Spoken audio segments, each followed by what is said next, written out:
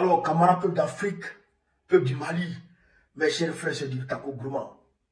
Frère, depuis hier, on entend beaucoup de choses concernant la chute du drone malien au niveau de Tezawaten. Frère, d'autres disent que le drone avait violé l'espace aérien de l'Algérie sur au moins 10 km. Et donc que les Algériens étaient obligés de frapper le drone. D'autres disent que le drone avait déjà dépassé l'Algérie qui était en direction de la France. Il a traversé la mer pour aller en France, pour aller tomber là-bas. Et donc les Français ont demandé aux Algériens de très rapidement frapper parce que Assimi Goïta, il leur manque.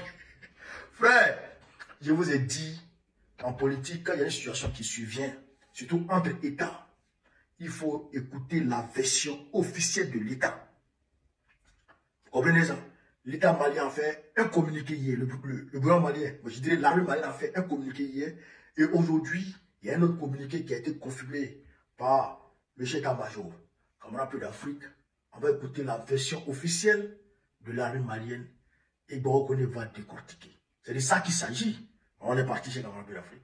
Je confirme le contenu du communiqué de l'état-major général des armées qui a été diffusé par la TIPA relatif à cet incident de crash d'un aéronef de Fama. Et tout d'abord, je voudrais dire que les Fama nous poursuivons les missions de recherche et de destruction des réfugiés terroristes sur l'ensemble du territoire national, conformément aux missions qui nous a été confiées, la mission de défense du territoire national, en coordination avec les autres pays de l'AIS. C'est dans cette mouvance sur la base des informations reçues et des renseignements confirmés et recoupés que nous avons engagé un aéronef dans la localité de Tezawaten, où se tenait une grande réunion des cas de terroristes.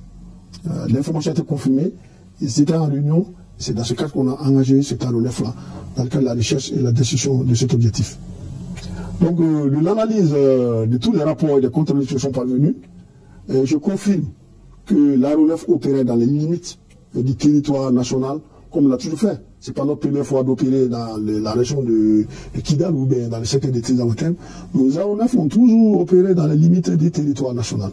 Je vous l'ai dit, sur ce plan, nos forces restent des forces professionnelles et nous gardons un grand sens de responsabilité. Donc, les coordonnées du crash sont disponibles, ont été relevées, et ces coordonnées du crash confirment que le crash a eu lieu sur le territoire national.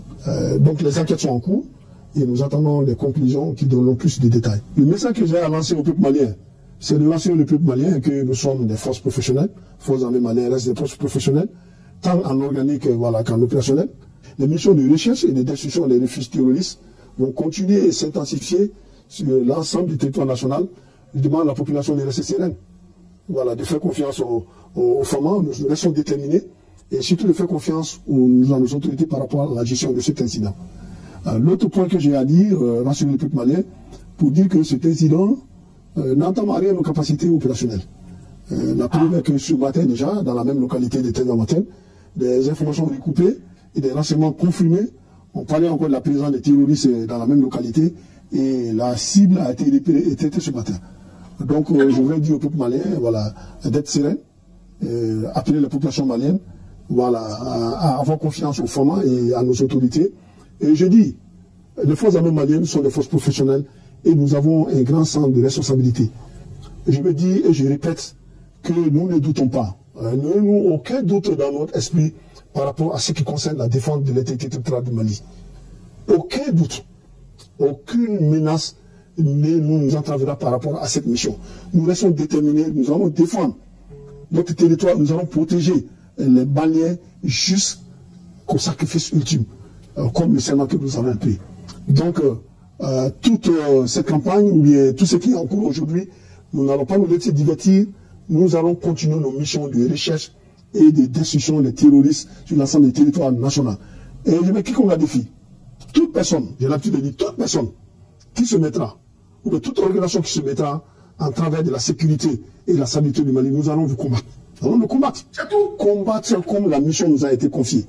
Et je dis, les enquêtes continueront, attendons les conclusions voilà, de cette enquête et faisons confiance aux forces armées maliennes. Voilà. Donc, vous avez entendu, vous avez compris. Vous avez compris. Ni le premier communiqué, ni cette conférence n'a fait mention de l'Algérie. Vous comprenez ça? il n'a pas été dit ici que l'AR9, le drone, a été frappé par l'Algérie. Il n'a pas été mentionné ici. Et il a été clairement dit que selon l'analyse des coordonnées du drone, le drone opérait dans les limites du territoire malien. Donc déjà, ceux qui disent que le drone avait déjà dépassé l'Algérie qui partait au niveau de la France, ils ont déjà menti. Vous avez compris? Premier mensonge. Deuxième mensonge. Est-ce que le drone a été frappé réellement par l'Algérie? On n'a pas encore de sources officielles concernant ça et on n'a pas encore les preuves matérielles. Vous comprenez? Les enquêtes sont en cours. Les résultats de ces enquêtes-là vont démontrer qui a frappé le drone. Est-ce que vous vous rappelez, en été 2024, là, vous savez que quand Tezawaten, il y a eu l'événement qu'il y a eu à Tezawaten où nos forces ont perdu une bataille. Vous savez qu'il y avait des drones ukrainiens. Vous savez qu'il y avait des missiles ukrainiens sur le terrain. Vous savez que, c'est pas moi qui le dis, c'est le petit-fils du général de Gaulle qui l'a dit. Les armes qui sont livrées à l'Ukraine finissent dans le Sahel.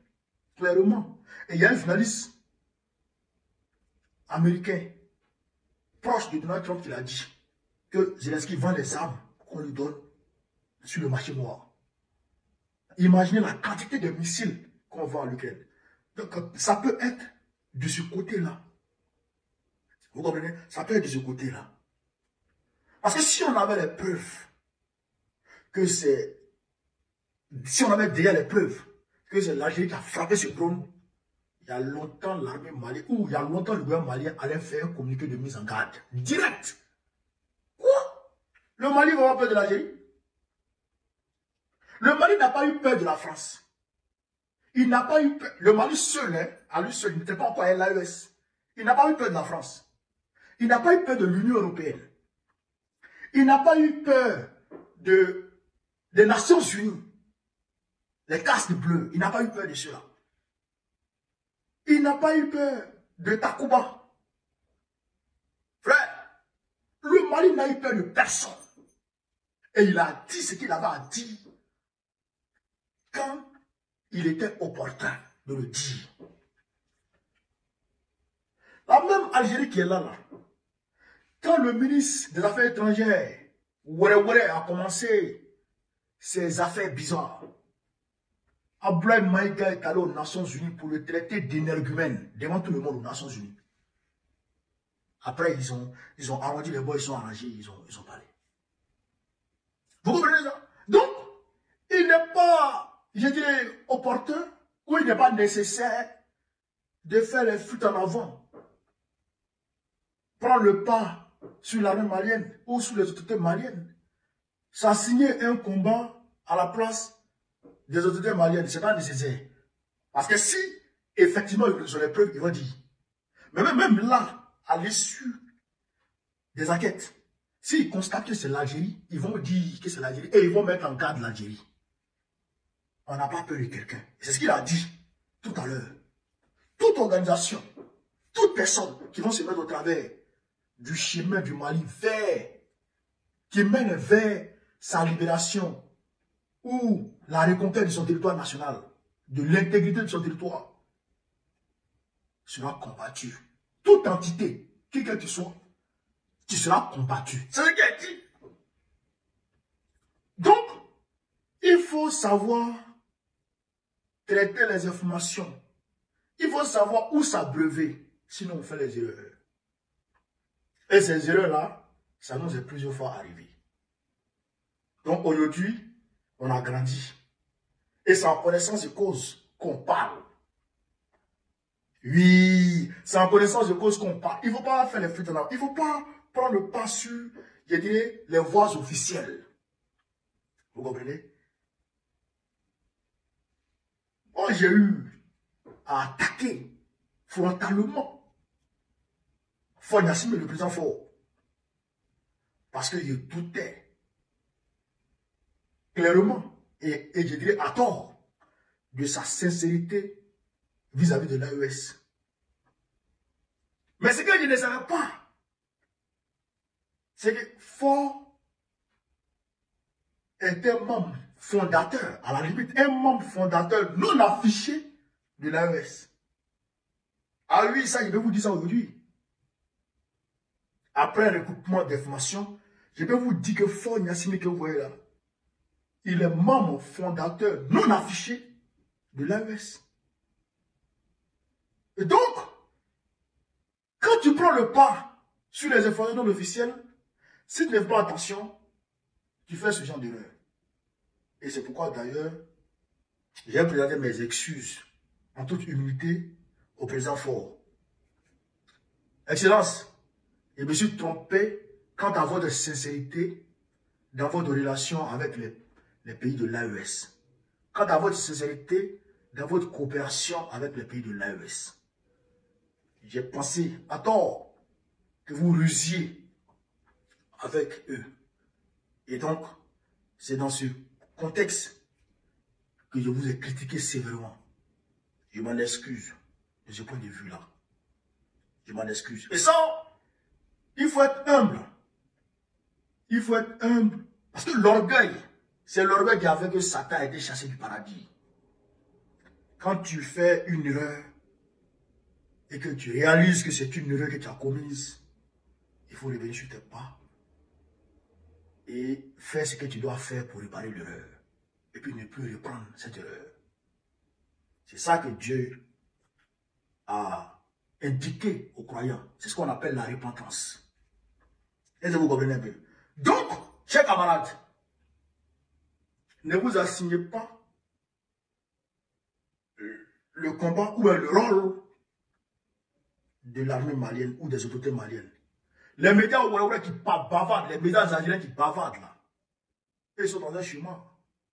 On ne sait pas, peut-être que les autorités elles-mêmes, les autorités algériennes elles-mêmes pilotent ces médias-là en bas. Mais nous, on ne regarde pas ces médias. Nous, on regarde les voies officielles et les preuves matérielles. Quand les preuves seront à disposition, les mesures seront prises. Ça, c'est clair. Donc, n'écoutez pas les médias là d'abord. Calmez-vous d'abord. Écoutez les voix officielles. Est-ce qu'il vous a tout dit? C'est ce qu'il a dit aux étudiants la dernière fois. Est-ce qu'il vient vous dire ici? Quand il y a un événement qui survient, attendez les informations officielles. Nul ne peut aimer l'AES que les dirigeants et la population de l'AES. Nul ne peut aimer le Mali que les Maliens. Nul ne peut aimer le Niger que le Nigérien. Nul ne peut aimer le Burkina que le Burkinabé. Jamais. Est-ce que vous comprenez ça? Donc, ce qu'eux ont dit là, c'est ça qui est la vraie vérité. Et c'est ce qu'il faut suivre. Donc, n'écoutez pas les oué-oué. On n'a pas peur de l'Algérie. On n'a pas peur de l'Algérie. Oui, on n'a pas peur de l'Algérie. Ça, c'est clair. Voilà. C'est ce que je voulais vous dire sur cette vidéo, chers camarades d'Afrique. Sur ce, vive l'Afrique libre. Vive le panafricanisme. Vive tous les présidents panafricains. Vive le capitaine Ibrahim Traoré. Vive le général Assimi Goïta. Vive le général Abdoulaye Tchani. Babo, président de la République Côte d'Ivoire en octobre prochain, Inch'Allah.